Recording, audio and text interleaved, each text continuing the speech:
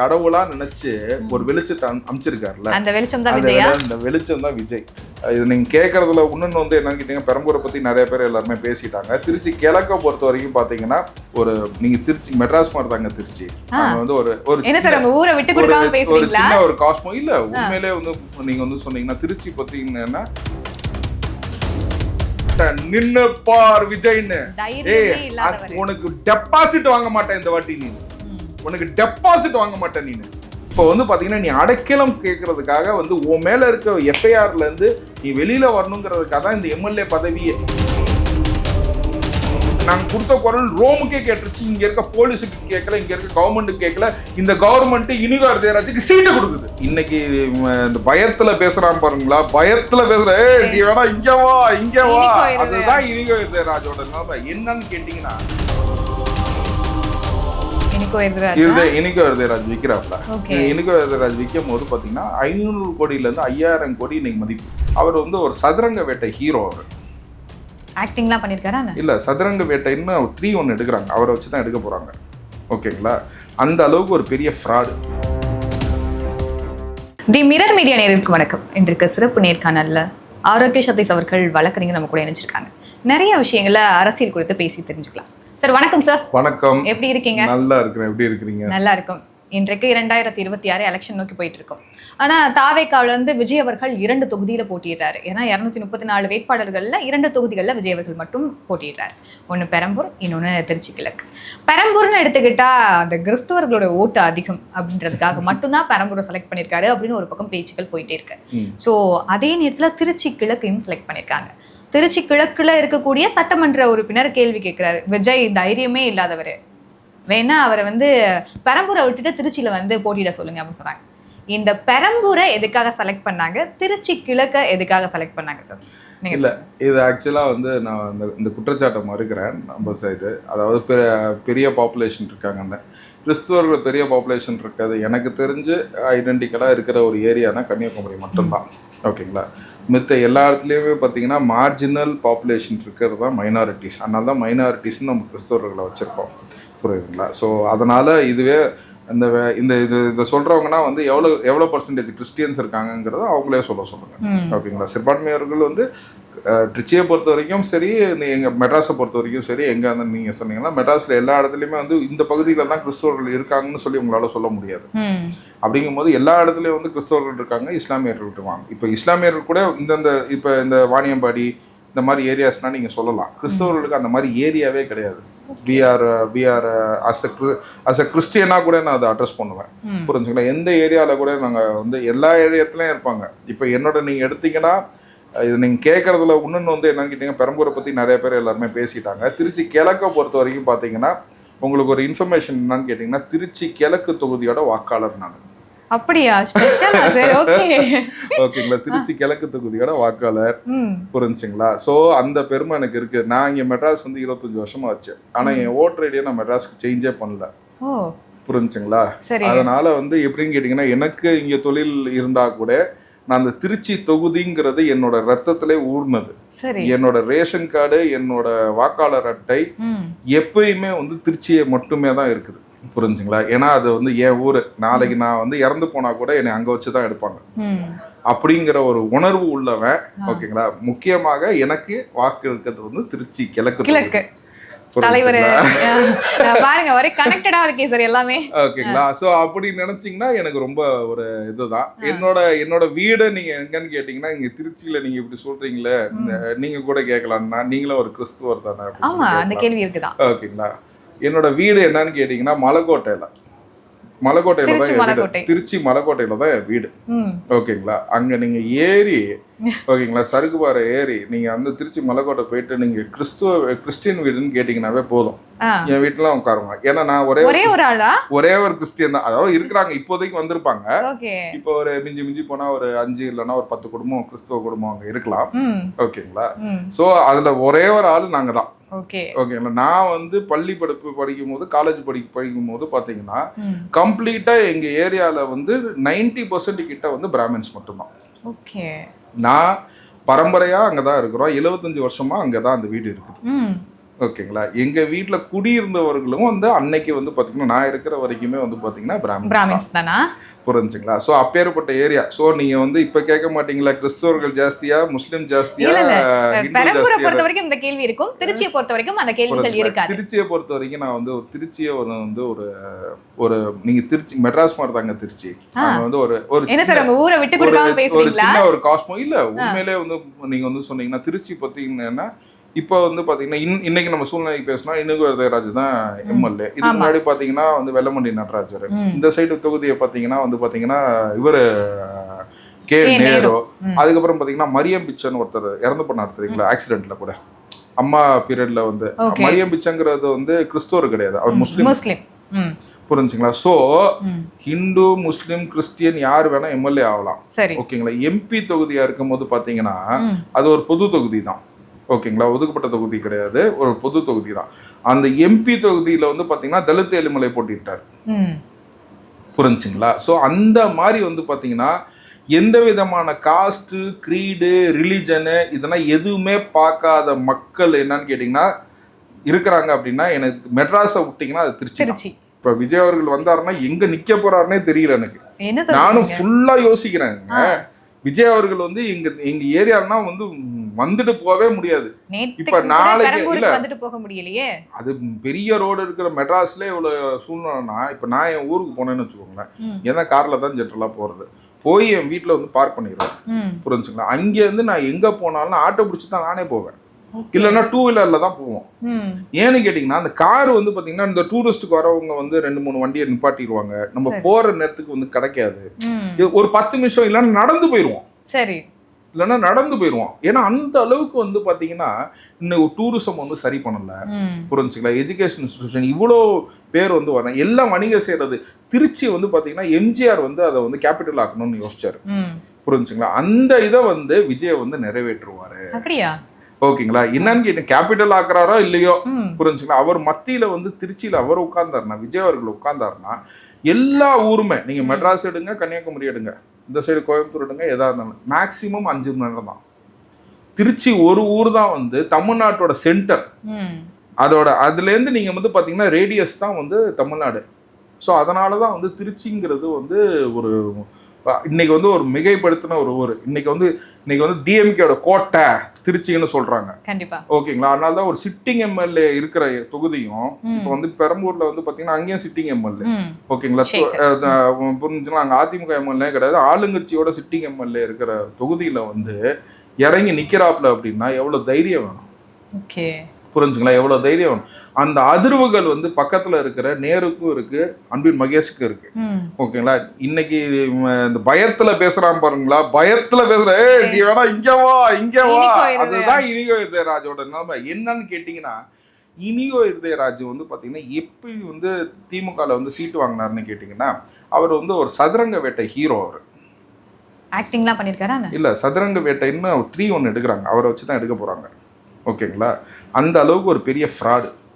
புரிஞ்சுங்களா. எங்களோட திருச்சபை காசை ஆட்டையை போட்டு அந்த காசுல வந்து பாதுகாக்கிறதுக்காக எம்எல்ஏ சீட் வாங்கின ஆளு தான் வந்து இனிகோ இருதயராஜ். என்ன சார் சொல்றீங்க? இனிகோ இருதயராஜ் வந்து பாத்தீங்கன்னா திருச்சிக்கும் இனிகோ இருதயராஜுக்கும் சம்பந்தம் கிடையாது.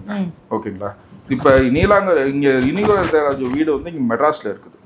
புரிஞ்சுங்களா. பிறந்த இடம்னு பாத்தீங்கன்னா இடைக்காட்டி புத்தூர். ஓகேங்களா. திருச்சியில வந்து அவங்க அப்பா வந்து சென்ட் ஜோசப் காலேஜ்ல பிசிக்ஸ் அசிஸ்டண்டா இருந்தாரு. எங்க சர்ச்சில் வந்து அவர் வந்து உபதேசரா இருந்தார். ரொம்ப நல்ல மனுஷன். ஓகேங்களா. அதே நான் சொல்லிடுறேன், ரொம்ப நல்ல மனுஷன், ரொம்ப தங்கமான டைப். ஆனா இனிகோ இருதயராஜ் டோட்டலி ஆப்போசிட். இப்ப எப்படி தாவூத் இப்ராஹிம் வந்து ஒரு கான்ஸ்டபிளோட பையன் உலக திருடனா இருக்கிறான், உலக கொள்ளக்காரனா இருக்கலாம், அந்த மாதிரி வந்து அந்த உதாரணம் தான் வந்து இனிகோ இருதயராஜுக்கு நம்ம கொடுக்கணும். அதுதான் நான் சொல்றேன். இப்ப என்னன்னு கேட்டீங்கன்னா அலிகேஷன்ஸ் என்னன்னு கேட்டீங்கன்னா, இப்ப வந்து திருச்சபையில வந்து சொத்துக்கள்லாம் இருக்குது. அதாவது இந்த கத்தோலிக்க திருச்சபை வந்து பாத்தீங்கன்னா மெட்ராஸ் டயசிஸ்னு வந்து இருந்துச்சு. அதாவது மெட்ராஸ் டயசிஸ் தான் செங்கல்பட்டு வரைக்கும் இருக்கு. அட்மினிஸ்ட்ரேஷன் பர்பஸ்க்காக என்ன பண்றாங்க, செங்கல்பட்டு டயசிஸ்னு ஒன்று ஆரம்பிக்கிறாங்க.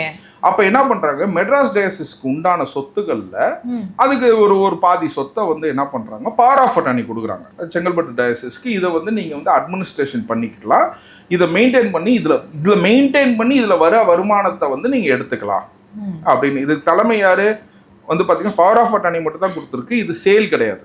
அவங்களுக்கு விற்கிற உரிமையை கொடுக்கல, மெயின்டைன் பண்ணுற உரிமையை மட்டும் கொடுத்தாங்க. இந்த யோசனையை மெயின்டைன் பண்ணிட்டு என்ன பண்ணுறாப்புல, இந்த அதுக்கான வந்து அட்மினிஸ்ட்ரேட்டர் பேர் தான் ப்ரொக்கரேட்டர்னு சொல்லுவாங்க எங்கள் லாங்குவேஜில். அதாவது ரோமன் கேத்தலிக்னு ஒரு சட்டம் உண்டு, கேனன் லான்னு சொல்லிட்டு. அந்த கேனன் லாங்கிறதுன்னு பார்த்தீங்கன்னா ரோம்லேருந்து கடைசி ஊழியன் வரைக்கும் வந்து பார்த்தீங்கன்னா இந்த ரோமன் லா, இந்த கேனன் லாவை வந்து நாங்கள் வந்து ஃபாலோ பண்ணுவோம். இப்படி தான் இருக்கணும். இப்போ பொலிட்டிக்கல்ல வந்து சாமியார்கள் ஈடுபடக்கூடாதுன்னு இன்னொரு சட்டம் இருக்கு. ஆனால் இந்த இப்போ சாமியார்னா எப்படி இருக்கிறாங்க, அதெல்லாம் அந்த மாதிரிலாம் பண்ணுறது கிடையாது. அந்த மாதிரி நிறைய விஷயங்கள் வந்து இருக்கு. அந்த விஷயத்துல வந்து பாத்தீங்கன்னா இந்த மாதிரி ப்ரொக்கரேட்டரை வந்து கரெக்ட் பண்ணி ஓகேங்களா, ஒரு சில ப்ராப்பர்ட்டிஸை வந்து இவர் வந்து விற்கிறார். இனிகோ இருதயராஜ் விற்கிறாப்ல. இனிகோ இருதயராஜ் விற்கும் போது பாத்தீங்கன்னா 500 கோடியிலேருந்து 5000 கோடி இன்னைக்கு மதிப்பு அந்த ப்ராப்பர்ட்டிஸோட மதிப்பு. இது வந்து கிட்டத்தட்ட ஒரு 7-8 வருஷம் இருக்கும். ஓகேங்களா, இது ஒரு 7-8 வருஷம் இருக்கும். அதுக்கப்புறம் என்ன பார்த்தீங்கன்னா ரோம்ல இருந்து இதெல்லாம் கம்ப்ளைண்ட் ஆகுது. ஓகேங்களா, கத்தோலிக்க திருச்சபையில ஒரு பெரிய நாய்ஸ் வருது. இது வந்து ரோம் வரைக்கும் நம்ம போய் இது வந்து கம்ப்ளைண்ட் ஆகுது. ரோம்ல இருந்து அங்கேருந்து வந்து இதுக்கு வந்து என்கொயரி கண்டக்ட் பண்றாங்க. என்கொயரி கண்டக்ட் பண்ணி அந்த ஃபாதர் சிரில் ராஜை வந்து சஸ்பெண்ட் பண்றாங்க. அதுக்கப்புறம் அந்த சஸ்பெண்ட் பண்றதுக்கான ஆர்டர் தான் இது. அந்த ஆர்டர் வந்து போட்டதுக்கு அப்புறம் பாத்தீங்கன்னா ஃபாதர் சிரில் ராஜை வந்து நடவடிக்கை அதுக்கான பண்ண டாக்குமெண்ட் தான் வந்து பாத்தீங்கன்னா இந்த டாக்குமெண்ட். 1000 கோடி இல்லாம அப்ப போட்டப்ப 1000 கோடி இப்ப வந்து மதிப்பு ஏறிக்கிட்டே இருக்கு. நிலத்தோட மதிப்பு ஏறிக்கிட்டே இருக்கு. அவர் தனிப்பட்ட முறையில வித்தாரா இல்ல டீமா இதெல்லாம் சேர்ந்து பண்ணாங்களா? யார் போட்டோ? ஒரு போட்டோ ஒட்டி கையெழுத்து போட்டிருக்காரு. புரிஞ்சுங்களா? இது வந்து பாத்தீங்கன்னா அவர் வந்து கையெழுத்து உரிமை வந்து அந்த ஃபாதர் சிரில் ராஜ் வழியா இந்த பவர் ஆஃப் அட்டார்னியே செல்லாது ஆக்சுவலா. நீங்க எப்படிங்க இந்த வீட்டை உங்களுக்கு வாடகை விட்டுருக்கேன்னு வச்சுக்கோங்க, இந்த வீட்டை வந்து நீங்க வித்தீங்கன்னா செல்லுமா? வாடகைக்கு தானே இருக்கீங்க. அப்படிங்கும் போது அந்த பவர் ஆஃப் அட்டார்னி கொடுத்ததே தப்பா இல்லையா? ஓகேங்களா, அந்த பவர் ஆஃப் அட்டார்னியை மிஸ்யூஸ் பண்ணி அதை வச்சு சேல் டாக்குமெண்ட் கிரியேட் பண்ணது வந்து இதோட மாஸ்டர் மைண்டா வேலை செஞ்சது தான் இந்த இனிகோ இருதயராஜ். புரிஞ்சுக்கலாம். இதை தான் நான் வந்து இது பண்றேன். ஓகேங்களா, இது வந்து பாத்தீங்கன்னா சமூக தளத்துல எல்லாமே வந்து பேச்சு பொருள் ஆன பிறகு தான் என்னமோ உத்தமன் மாதிரி ஓகேங்களா போயிட்டு இதை சொன்னவங்க மேல போய் கேஸ் போடுறாப்ல. சரி, மெட்ராஸ் ஹைகோர்ட்ல டெஃபமேஷன் சூட் போடுறாப்ல. ஓகேங்களா, டெஃபமேஷன் சூட் போட்டோன்னே எனக்கு இந்த மாதிரி அவதூறுனா அவங்க தெரிவிக்கிறாங்க, இவங்க அவதூறுனா இந்த மாதிரி தெரிவிக்க கூடாது அப்படின்னு சொல்லி இன்ஜெக்ஷன் கேட்கறாங்க. ஜென்ரலா ஹைகோர்ட் வந்து பாத்தீங்கன்னா ஏன்பா அந்த மாதிரி அவதூறுனா கேஸ் முடிகிற வரைக்கும் அவதூறு தெரிவிக்காதீங்கன்னு சொல்லிடுவாங்க. இதுதான் ஜென்ரலா வந்து எல்லா கேஸ்ல.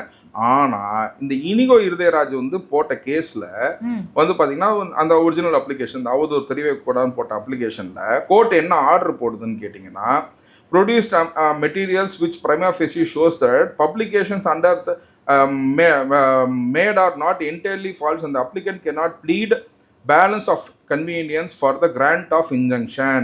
ஓகேங்களா, இந்த instance case also substantial defence has been taken up by the respondents. அதாவது அவரது தெரிவிக்கிறவங்க சொல்றதுக்கு ஓகேங்களா, அது மெயினா போட்டிருக்கிறது 2 பேரை போட்டிருக்காங்க. In view of the above I am the view that the applicant has not made out any prima facie case.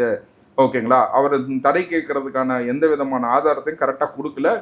Respondents கொடுத்த ஆதாரங்கள் வந்து சஃபிஷியன்ட் இனஃபா இருக்குதுன்னு சொல்லிட்டு grant of injunction balance of convenience is also not in their favour அப்படின்னு சொல்லி இந்த result original application is dismiss. இந்த இனிகோ இருதயராஜ் போட்ட ஒரிஜினல் அப்ளிகேஷன் வந்து டிஸ்மிஸ் பண்ணுது ஹைகோர்ட்.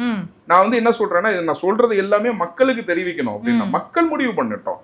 ஓகேங்களா, அதுக்கப்புறம் வந்து பாத்தீங்கன்னா அவரோட இனிகோ இருதயராஜோட ஒரு சின்ன அவரோட ஒரு தலைமைச் செயலகம்னு அவர் ஒரு இது நடத்துறாப்ல. இப்போ சிஎம் கூட வச்சு திருநெல்வேலியில ஒரு கிறிஸ்துமஸ் விழா நடத்தினாங்கல்ல, அந்த நடத்தினது வந்து பாத்தீங்கன்னா அது அரசு விழா கிடையாது, அது கிறிஸ்துவ நல்லெண்ணெய் இயக்கம் நடத்தும் விழா.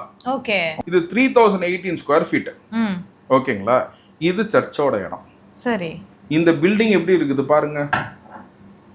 ஓகேங்களா, இதுக்கு எவ்வளவு வாடகை கொடுக்கலாம்? Near about 1 lakh and above தான் நம்ம வந்து மினிமமா நம்ம ஃபிக்ஸ் பண்றதா இருந்தா ஃபிக்ஸ் பண்ணணும். பட் 50 or 60 வச்சுக்கோங்க. இதுக்கு 250 ரூபா கொடுக்குறாரு. 66 வருஷம் லீஸ். இது யார் இடம்? இது சர்ச்சோட இடம். ஓகேங்களா, இதுல வர எல்லா வருமானமும் எப்படின்னா சர்ச்சில் இருக்கிற மக்களுக்காக யூஸ் பண்றாங்க. அதாவது ஒரு கிறிஸ்தவனுக்காக மட்டுமே இருக்கிற இடம் கிடையாதுங்க. Christianity is the one who does everything to all the people. Okay. இப்ப கிறிஸ்டியானிட்டி ஸ்கூல் ஆரம்பிச்சாங்கன்னா கிறிஸ்டியன்ஸ்க்கு மட்டுமா ஆரம்பிச்சிருக்காங்க? இல்ல, இயேசு எல்லாரும் கிறிஸ்துவே என்ன சொல்றாரு, எல்லாத்துக்கானவர் தான் அவரு. ம். புரிஞ்சுங்களா? எல்லாத்துக்குமானவர் தான். இன்னைக்கு ஒரு அனாதாசமா இருக்கட்டும், முதியோர் இல்லமா இருக்கட்டும், லெப்ரசி ஹோமா இருக்கட்டும், ஹாஸ்பிட்டலா இருக்கட்டும், எல்லா மக்களுக்கான காசு தானே. ம். இந்த காசை வந்து பாத்தீங்கன்னா ஆட்டையை போட்டு இந்த மாதிரி இடத்த நான் வந்து இது பண்ணிட்டு, ம். அதாவது குறைஞ்ச செலவுல நீங்க வந்து கத்தோலிக்க திருச்சபை இடத்த நீங்க வாங்கணும்னா இனிகோ இருதயராஜன் நீங்க அணுகலாம். புரிஞ்சுங்களா? இந்த மாதிரி ஒரு ஸ்கேம்ஸ்டர் தான் வந்து பாத்தீங்கன்னா ஹீஸ் அ இனிகோ இருதயராஜ். இந்த இதை வந்து வெளியில கொண்டாடுறதுக்கு நாங்க எங்க கூட்டமைப்பு சார்பாக 2021 எலெக்ஷன்ல நானே போட்டிட்டேன். அப்படியா? ஆனா என்னன்னு கேட்டீங்கன்னா அந்த வெளிச்சம் எனக்கு கிடைக்கல. சரி. ஓகேங்களா? நான் எவ்வளவு செலவு பண்ண முடியும்? ஓகே. புரிஞ்சுங்களா? இப்ப கடவுளா நினைச்சு ஒரு வெளிச்சத்தை அமைச்சிருக்காருல்ல, அந்த வெளிச்சம் தான் விஜயா. அந்த வெளிச்சம் தான் விஜய். புரிஞ்சுங்களா? இன்னைக்கு கோடிக்கணக்கான காசு எப்படி உனக்கு வந்துச்சு, நீ எப்படி சம்பாரிச்ச, இந்த காசெல்லாம் எங்க இருக்குது? இப்ப வந்து பாத்தீங்கன்னா நீ அடைக்கலம் கேட்கறதுக்காக வந்து உன் மேல இருக்க எஃப்ஐஆர்ல இருந்து நீ வெளியில வரணுங்கிறதுக்காக தான் இந்த எம்எல்ஏ பதவியே. புரிஞ்சுங்களா? அதாவது எம்எல்ஏ ஆகணுங்கிறதுக்காக வந்து மக்களாட்சின்னு ஒரு படம் வந்துச்சு அப்ப.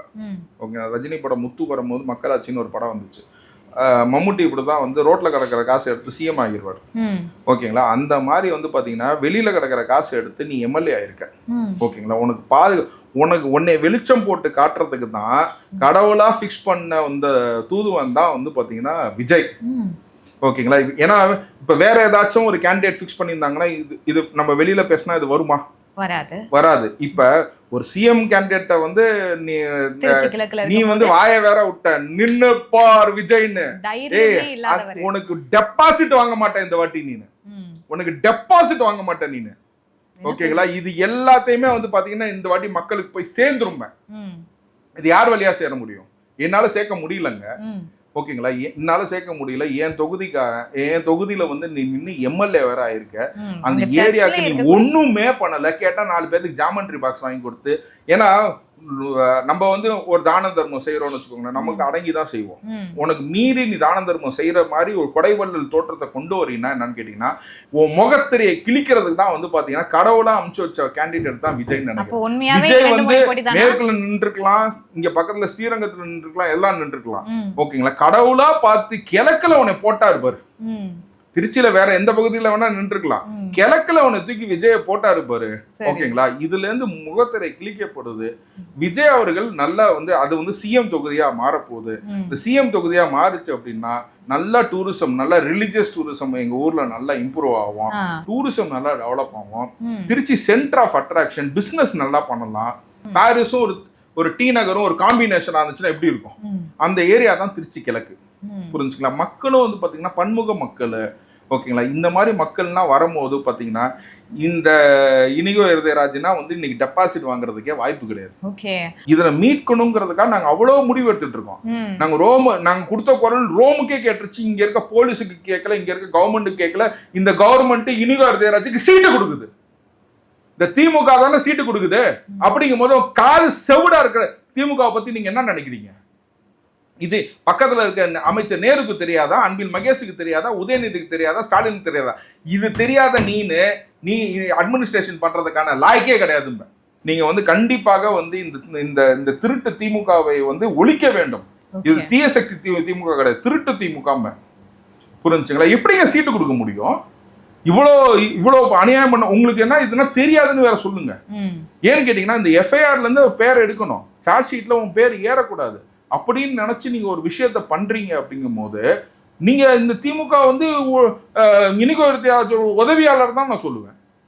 இந்த பயங்கர குற்றச்சாட்டை நான் வைக்கிறேன். இந்த இனிகோ இருதயராஜ் நான் சொன்னதுன்னா வந்து கேட்டீங்கன்னா நீ ஒரு நீ எம்எஸ்டபிள்யூ படிச்சு இன்னைக்கு டாக்டர் இவ்வளோ இது பண்ண முடியுமாங்க? புரிஞ்சுங்களா?